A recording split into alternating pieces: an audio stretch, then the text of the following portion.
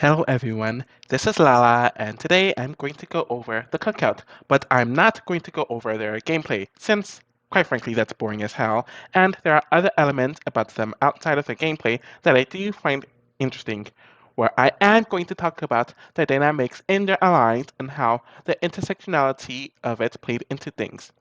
But before this, I need to go over the 6 house guests that are a part of this alliance, their identities, and potentially their upbringings, where we can clearly define them, and we will later delve into how their identities played a part in their alliance and how that shaped the season. The first person I'm discussing is Tiffany, and yes, I'm going by boot order. So, Tiffany is a light skinned black woman.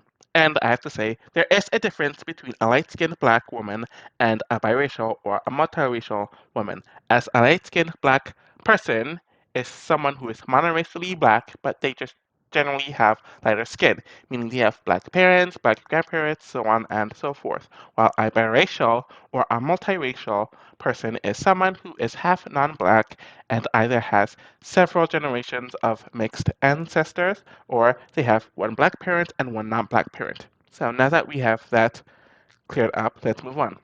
She is also ethnically an African American, and she's the only woman in the alliance who fits into this, but I'll get into that later. So, from what I recall, she was raised by her single mother and her grandmother growing up, and Tiffany became a single mother herself, where she talked very openly about being a single mother and how she had to deal with a lot of trials and tribulations regarding that. She was in her early 40s, I believe either 40 or 41, when the season was filmed, so her perspective on life and how others perceived her was different compared to anyone else in her alliance. So the next person chronologically is Hannah. So she is a biracial woman, and some would use the term dougla, but that can be misinterpreted as well, since that's usually the case for people in the Caribbean, and Hannah doesn't have Caribbean lineage. So the term dougla generally refers to someone who is half Indian or half South Asian and half black, but her lineage is half Indian and half black South African.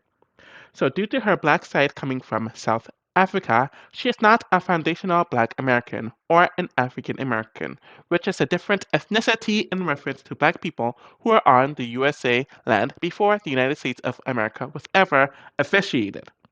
And due to her not being Caribbean, I can't really call her a dougla either, since that's usually referred to Jamaican, mixed Black and Indian people in places like Jamaica, Trinidad and Tobago, and Guyana. So, anyways, she was raised by both of her parents and grew up in a predominantly white area, so it seemed like she didn't really have much experience with Black culture or a lot of Black people due to this. And that's something that monoracial people can deal with as well, so I think it adds an extra layer to her. Hannah was 20, I believe, when the season was filmed, so her age caused her to not be taken seriously, and she kind of had to overcompensate for that, since younger people tend to not do well on these shows. Next on the list is Kyland, who is a biracial or a multiracial man. He is half Black American and half Mexican, and I don't know if his mother is a white Mexican, making him biracial, or a mestizo Mexican, making him multiracial. He is most likely the latter, due to the average admixture of Mexico consisting of mestizos.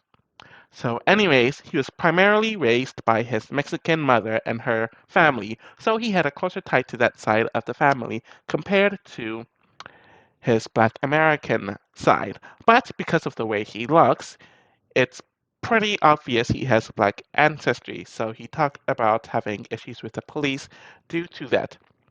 Anyways, he turned 30 while he was in the house, which is generally the perfect age for Big Brother. I will say that I did notice that Kylan almost seemed to want to overcompensate or to prove his blackness throughout the season, which tends to happen with a lot of mixed race people in general, since due to their more quote unquote dominant or white side tends to reject them, they kind of throw them onto their minority side. And with people who are mixed with black, that tends to be thrown into their black side. And obviously, due to monoracial black people seeing them as different, these mixed with black people tend to feel like they have to prove their blackness. And I think Kyland is definitely an example of that. The final woman in that alliance is Azah.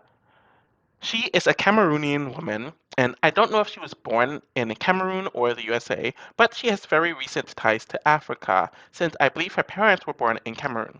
Anyways, this makes her not an African American ethnically. So, her ethnicity is Cameroonian, or yeah, her ethnicity is a Cameroonian woman, not a Black American or an African American in that case, or a foundational Black American. She is also the only dark-skinned woman on the season, and it caused people to perceive her as more aggressive in and out of the house, even when she was not being aggressive. And this is obviously due to colorism, and it's something that we're definitely going to get into, and it makes her experience different than the other two women. I believe Asa was in her early 30s when she was playing the game. She did talk about having a bunch of different siblings from her father, which I thought was interesting, but it was never really delved into much here. And she was the only one who wore her 4C hair or she wore a 4C wig. So there's definitely some texturism in here that adds a different layer to her experience and her identity. The next person on the list is Derek Fraser, and he is an African American man who is also an unambiguous monoracial black man. So that makes him different than Kyland, who is not monoracial and he looks a lot more ambiguous due to featurism. So Derek has a famous boxer as a father who was not active in his life and he felt left out compared to his other siblings who grew up with his father, which he talked about at various points in the house. He is also a gay man, so it adds a bit more nuance to him, and you definitely see how this affects him regarding how he interacts with both of the women and the men in the house, which I will definitely get into throughout the video. He is also overweight, which definitely played a part in how he perceived himself and how others perceived him in the house. So there's a decent amount of intersectionality here, and people kind of allowed him to do certain things because of the nuances that he had regarding all these identities coming together. And the final person on the list and in the alliance is our winner, Xavier, who is an African American man who is a monoracial, unambiguous black man. So he's similar to Derek F in this case and not Kyland. Xavier mentioned that his parents split up when he was very young, and his father was married to a white woman who had children already, so Xavier considered them his white family and joked about being half white and mixed several times throughout the season, which was very awkward to watch since you having a step family or a former step family that was white doesn't make you mixed race. Anyways, Xavier lost a brother during the application process of the season, so that played a part in things for him as well during this season. He is a fit, smart man who is a lawyer, so he's the quote unquote epitome of what a black man should be, and I'll definitely discuss more of this later. And he would be the type of black man that is generally pushed in the black community and put on a pedestal. And it definitely caused things to go the way they went for him in this season. Okay, so there are some major points that I have to talk about when it comes to the cookout that affected the dynamics, as well as connecting it to real life. One of them that I have to discuss is misogyny. Obviously, this is an alliance that has half women and half men in it, so there should be an equal balance due to this, on paper at least, but that wasn't what happened whatsoever. There was discussion about what was the quote unquote standard or quote unquote the best representative of blackness and who should be the black winner. And it was black men determining this, or quote unquote black men determining this. That black man was Xavier, where Derek and Kyland made similar comments supporting this, especially when it came to Tiffany and claiming why she wasn't deserving or shouldn't be the representative. Tiffany had her own mind, agency, and had just as strong of conviction as they did when it came to what they wanted, and a lot of them just did not like it instead of actually respecting it. In general, all three of the guys were talking about who contributed to what in the Cookout Alliance, as all of them discussed about how the men contributed to the alliance a lot more than the women did, which they kept on discussing throughout the last few weeks of the season.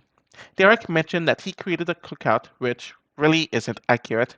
They all talked about how Tiffany and Hannah did nothing for the alliance when they were some of the main strategists of the season for that alliance, as well as Kyland, and they were really propping themselves up. It's good to prop yourselves up, but when you're doing it at the behest of another group of people, it really kind of defeats a lot of the purpose.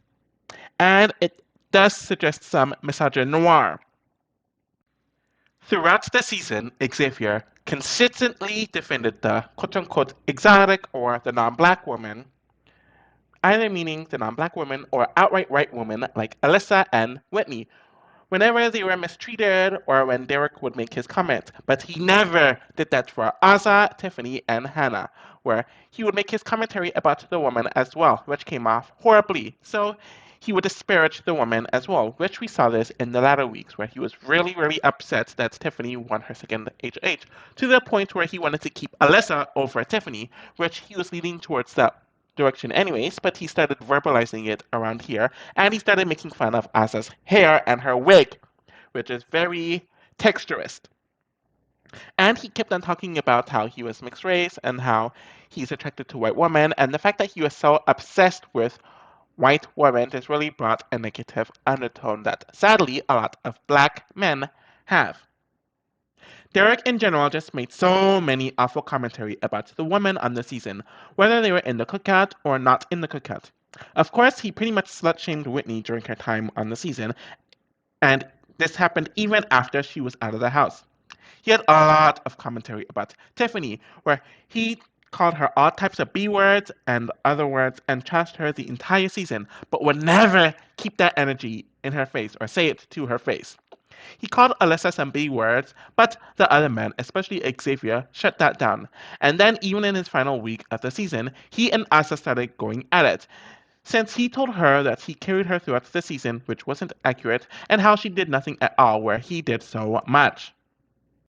It was so clear that Derek felt like he could do what he did and he could speak how he spoke about and to the woman because he is a gay man. And I believe he eventually admitted this. And you being a gay man still makes you a man. You are not a woman. A gay man and a woman are not the same. And just because you are a gay man doesn't mean you don't have misogyny as well, as some gay men use their attraction and companionship for men to loathe on and disrespect women even more. So if anything, it kind of works against him than for him, despite him thinking that it works for him in this scenario. Lastly, Kyland also made similar comments as he agreed with Xavier and Derek pertaining their commentary about Tiffany not contributing and not being a quote unquote good example of a black winner, and what made it even worse is that he was the one sending her home on his HOH, but he still expected her to cuddle with and show him any affection, where he would claim her not doing so as being a reason why he was justified in doing what he did and justified the fate that she had with her being evicted. He also made Hannah feel less intelligent several times during the season and was condescending with the woman overall throughout the season. And even Asa was annoyed with him due to this. He wanted to go to the end against the quote unquote best, and he clearly only considered the men as the best, even acting like Derek did more for the alliance than the woman, and even his treatment of Sarah Beth leaned misogynistic. So a lot of this behavior reminds me of the civil rights movements and their members in the 1950s and the 1960s, where a lot of their civil rights and black power stuff was really about black men and how they wanted to be empowered. And they saw white men being the people who got in their way of them having more power. They weren't really fighting for the black race in general, but they were fighting specifically for black men to have power. And oftentimes they saw power in being with white women. Not only just being with white women, but disparaging and disrespecting black women. So they would have to kick black women so they, black men, can lift themselves up. And They have so much more respect for white women that they don't show to black women. And they, like the men of the cookout, talked a lot about quote unquote respectability politics without really diving into what that meant. Though you can clearly tell from how they described things, they saw respectability politics as someone who can appease to whiteness, which is akin to power, the most. So someone who is more presentable, they talk in a certain way, they're not as bold, they aren't as Afrocentric, and they're very blank slate-ish. So a lot of the antics of the Cookout Man reminded me a lot of the civil rights movement leaders in the mid 20th century, where it was really about black men gaining power and their gender came before their race. And you still saw how misogyny or misogynoir, which is hatred, dislike, or distrust for black women specifically, came in to part with this. So now it is time to talk about colorism, which is the discrimination against darker skinned people in your own racial group, meaning that this is discrimination based on dark skinned people from people within their own community, meaning dark skinned black people getting discriminated against by lighter skinned black people. Some might include biracial or multiracial people in there too. So that is what it is. And there's some discussion with the season pretending that some fans noticed. A lot of this definitely involved Azah, who is the only dark-skinned woman in the cookout. And her experience is a lot different than Hannah's, who is a lighter-skinned biracial woman, and Tiffany, a light-skinned black woman.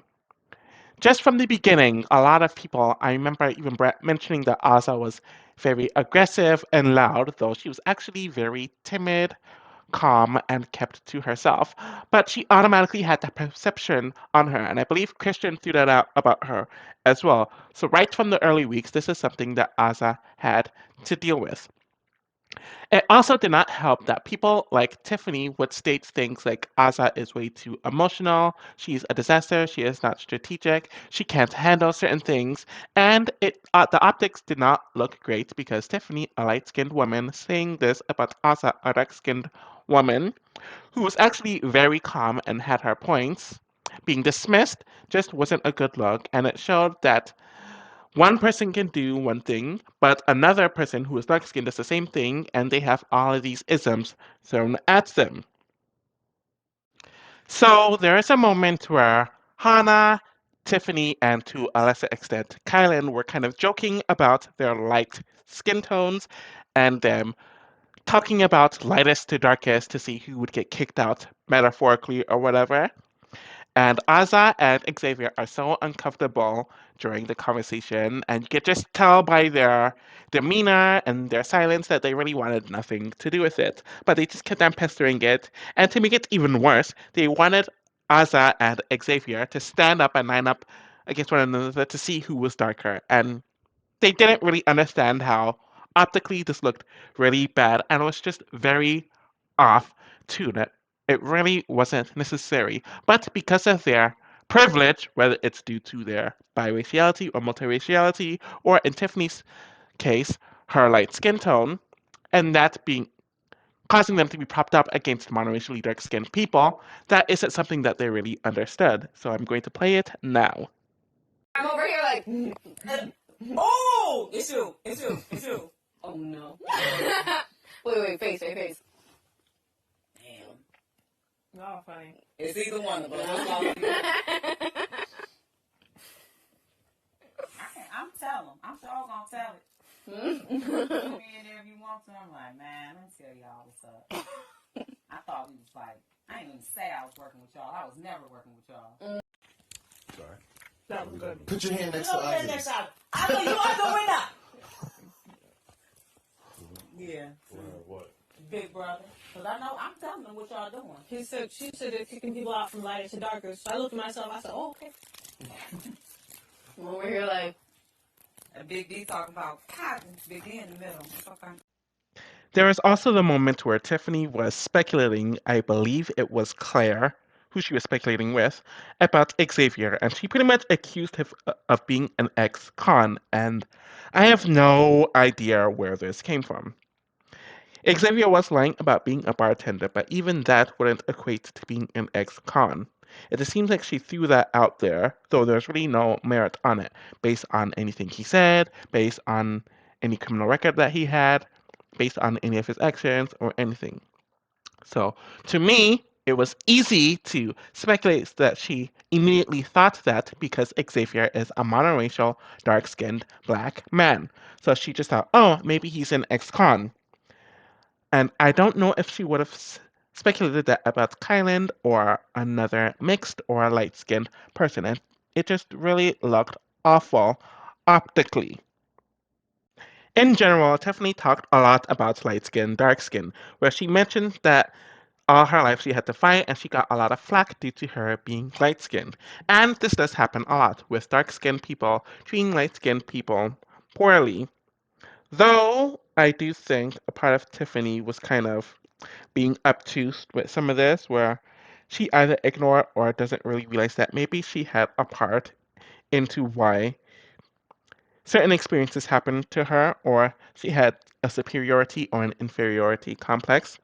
And she also mentioned how she felt like darker skinned women got more representation than light skinned women on TV and on Big Brother, which is very controversial because on TV you usually see lighter skinned women over darker skinned women. And on Big Brother, I don't really know if that's the case. What I think Tiffany was referring to, and what I think Tiffany meant, is that they cast a lot of biracial people on TV over light skinned monoracial black people. And one, she has the right to fight for her phenotype and for her group of people to have more representation. But my issue is she's taking it out on darker skinned people instead of mentioning that biracial people are being cast over light skinned black people. I also didn't like her telling people in the house that Azah was aggressive, and the optics just didn't look great there either. In addition, the show and the house guests kind of just treated Asa as a joke, especially when it came to her attraction to Xavier, where they and everyone else made her into a joke, and the show definitely played into it as well. Though they never did this with Whitney, who also had an unrequited crush on Xavier. They didn't show it on the show. The house guests didn't really make fun of her. So, with that in mind, I do believe they put such huge focus on it on the episodes, and the Huskies made such a big deal about it to Azah being monoracially dark-skinned black, and it just didn't look good optically. In general, colorism tends to affect women more than men because a lot of the time black men are contributing to colorism because they want proximity to whiteness and they think that having a lighter skin or a mixed person beside them will give them more access and power within the black community and outside of the black community as well.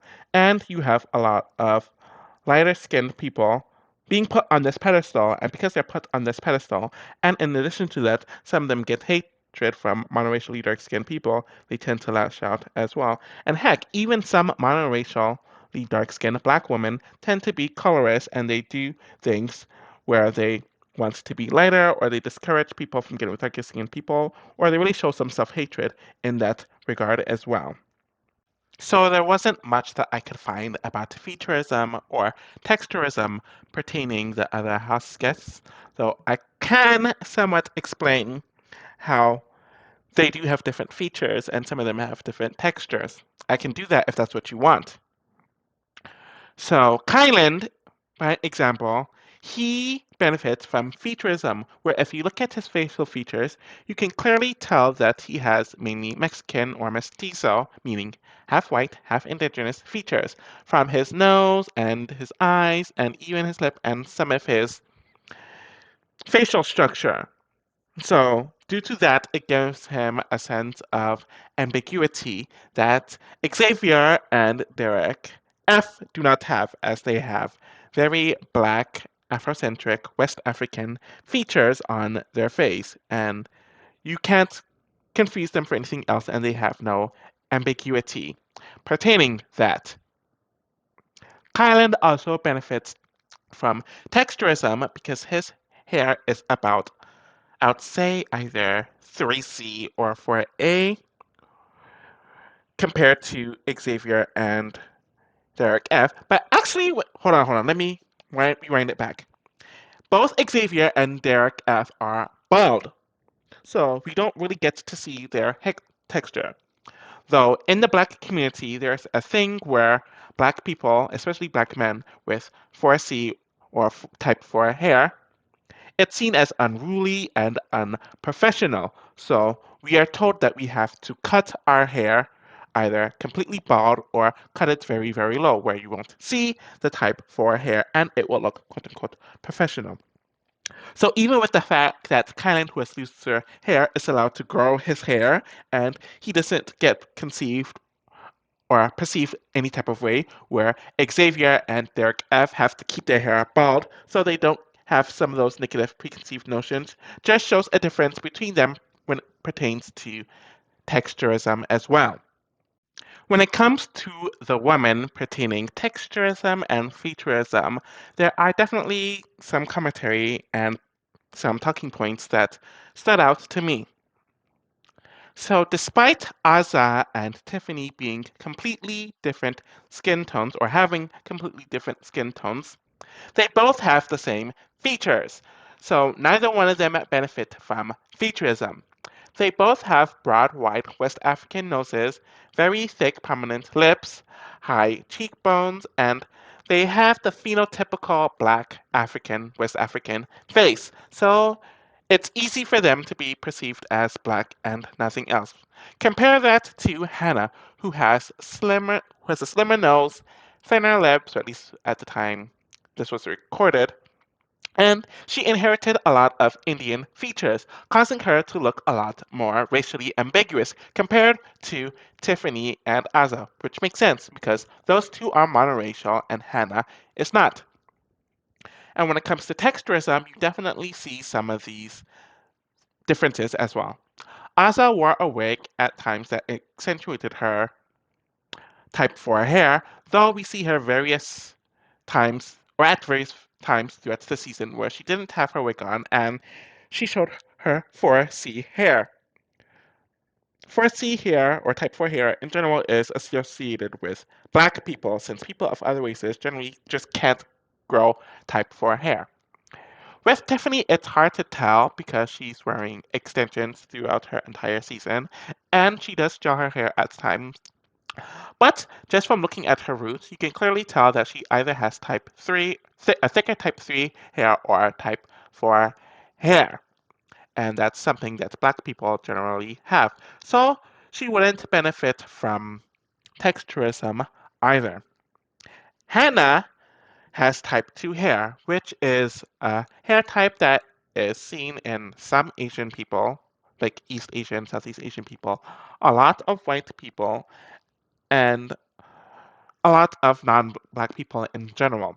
And Hannah has type 2 hair, presumably from her Indian heritage, and due to her being mixed race, it's easy for her to have a lighter or a thinner type hair. So she also benefits from texturism as well, which only continues to prop up her ambiguous image. And the final talking points that I'm going to make in this video is monoraciality versus biraciality slash multiraciality. And I've made my opinion on this known just in general when it comes to reality TV. And you can look at it at the video above. And here is the thing. We have 4 monoracially black people in the cookout, i.e. Xavier, Tiffany, Azah, and Derek F., and 2 biracial or multiracial house guests who are a part of the black diaspora in Kyland and Hannah due to them having a black parent. Obviously, being biracial and mixed race causes for a completely different experience compared to monoracial people. They, in general, tend to have different features from their hair to their skin tone to their facial features, and they, in general, or generally, look a lot more ambiguous in comparison. There was a point in time in the beginning of the season where Azah mentioned that the cookout only involved 5 people and Hannah was not a part of that.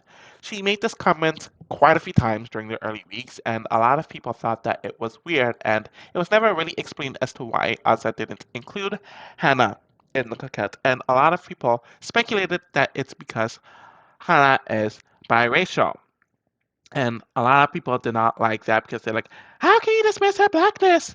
She is a black woman. Why would you isolate someone when you're trying to create this black alliance? When, one, it wouldn't make sense for Azah to exclude Hannah because she is biracial, though include Kyland, who is either biracial or multiracial. Like I mentioned earlier, I don't know if his Mexican mother is a mestizo or white, so that's why I'm using those two terms interchangeably. It wouldn't make sense for her to include one biracial person and not another. Though there's this thing in the black community where a lot of people tend to include biracial people of the other gender as black, but won't consider biracial or multiracial people in their same gender either. So, for an example, a black man would consider a biracial woman black, but they won't consider a biracial man black.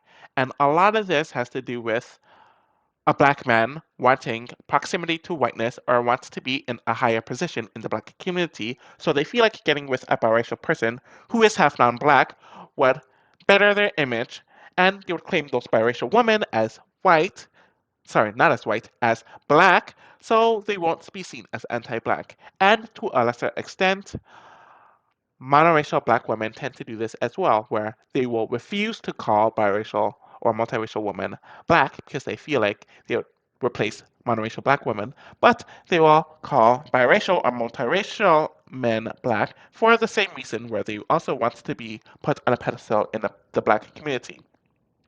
So there's all that jazz there.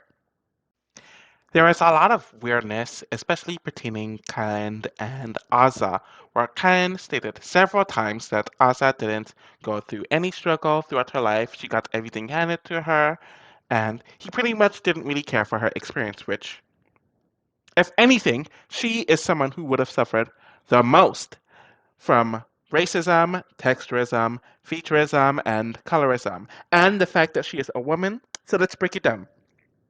Asa is a woman, meaning she's going to get discriminated based off her sex, especially compared to men. She is a monoracial black woman, where she's going to get discriminated against because of her race and because she doesn't have anything else in her.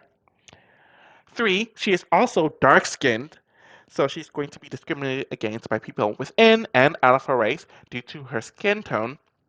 4, she has type 4 hair, so she's going to get discriminated against based off of her hair texture. And 5, she also has strongly African features, which makes sense because she's African, and she's going to receive discrimination based off of that. So that's pretty much 5 strikes. How is she more privileged than anyone else in the cookout? And he compared her struggle to his and Hannah's struggle as two mixed race people. And from what I could get from the clip that I'm about to show, he pretty much claimed that because they are mixed race, they have to prove themselves a lot more. And he doesn't get why she, as an unambiguous woman, is getting emotional over Derek's eviction and how her getting emotional isn't seen as a sellout. If I'm interpreting this correctly. Whatever you have. But it's just like, everyone else. The lack of art. It's not that, it's just the discipline to follow through on the commitments we set out to do. Yeah. And so, maybe it's because we're mixed. We're like, fuck, we really can't fall back. You really gotta overcompensate. I think it is. Maybe that is. Oh yeah, I forgot that you and I are the only ones. So, at the end of the day, it's just like, the problem with me is that right now, I have Big D, I have Tin, I have Azah, all telling me that I'm willing to do what needs to be done. It's like, show me. Don't tell me. We've showed it. But I can continue to show it without this whole dramatic show. And I'm like, I'm the same. Everyone, like, don't make this any more difficult than it already is. Like, it is. There is. It's just not fair for you to explain or console anybody about their bottom line. And even, like I said, it just isn't. So, anyway, yeah, I'll check in with them tomorrow, and Just to make sure that the votes line up. yeah, like, hey, it's 5-2 or 6-1. Those are the options. So, like, if you guys want to throw fits, I agree. 5-2. No, I agree. Well, basically, I'm gonna say it should be 5-2. We need to have full control of this vote to know what we're doing. Yeah. And for me, it's just annoying because I'm like, at the beginning of the week, I said, I'll do whatever I can to make sure, 2 members are going to do nothing. So I included this in my last video pertaining Kyland and his multiracial identity, but I only found like the first 20 or 30 seconds of it. I couldn't find the full video until now, so I'm including it here. And I have quite a bit to say about this. So the first point that I noticed is that he was annoyed that people like Azah, Big D, Tiffany, and to a lesser extent Xavier felt bad for the people that they built these strong bonds with, but they had to evict. And he felt like this is them kind of wavering on the path that the cookout needs to take, which, no, it's not them wavering on it, it's them showing human compassion, guilt, and emotion and sorrow, which is something that every human has, and it's something that every human should embrace. But this is another example of how monoracially black people are not allowed to show these emotions that every human has, and when we do show these emotions, we are seen as weaker, we are seen as less than, we are seen as undeserving. And then kind of mentioned something along the lines of because they are monoracially black, they aren't doubted, where if he or Hannah showed compassion for them having to evict their non-black counterparts or their non-black diasporic counterparts, then they would be judged, they would be outcasted, yada yada yada, where okay, one, you're kind of making it seem like being unambiguously black as a privilege, where it isn't, and you are kind of using your multiracial identity to tell these black people how they need to be black, which is just very off code, off tune, and it's just an awful look in general. It is nice to see Hannah and Kyland bond about being mixed, and I do think these conversations need to be had and show more on Big Brother and on the episodes in general. And notice how Hannah in general is just very silent during this part. And I think it's because she has the awareness to not say certain things. Kyland also mentions that he has to overcompensate, and Hannah kind of agrees. And this definitely makes sense since I know he partook in a lot of black charities and stuff like that in his 20s. And he was very proud of that in the house, especially compared to Xavier, where it seemed like Xavier wanted to be mixed. He liked white women. He was obsessed with this young woman. He started calling himself mixed because he had a former white stepfamily, so on and so forth. And you could tell from the interactions with Kyland and Xavier that, in a way, it seemed like to me that they would want to reverse roles, where Kyland might have wanted to be monoracially black and Xavier wanted to be mixed.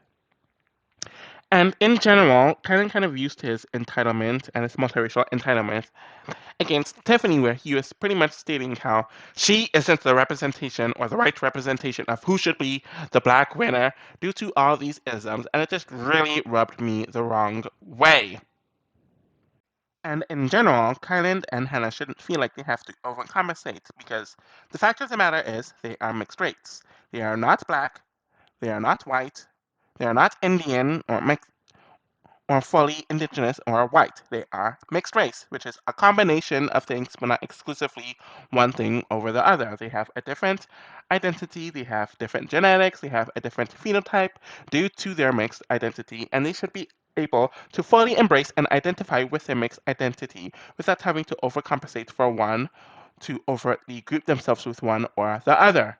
So the fact that they are put in this position where they have to overcompensate really just is unfortunate in general. So I mentioned this briefly, but I didn't really delve into it. But Derek, being gay, definitely influenced how he interacted with a lot of the house guests in this season, especially with members of the Cookout. Because he is gay, he felt like he could sass it up with a woman, and he felt like he could be rude and awful and mean and outright misogynistic towards the woman on the season, within and outside of the Cookout. And he felt like because he is gay that it isn't sexist or misogynistic, which is ridiculous.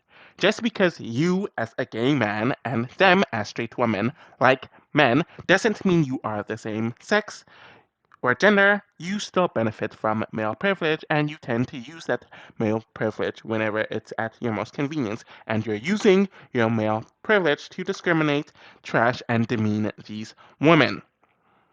And because of your male privilege, you tend to bond with the other men when they were talking bad about the woman, especially on the cookout.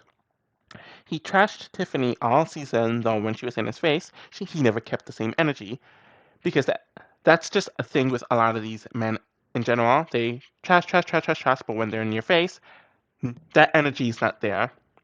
And then he started treating Azah very poorly at the end of the season, and he was picking arguments with her a lot, though they would be the ones who would talk trash about Tiffany throughout the entire season.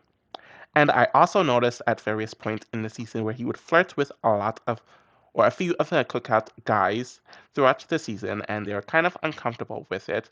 But he felt like because he is gay that, oh, it's not something that should be taken seriously. And it kind of reminds me of what JC did to Tyler on Big Brother 20.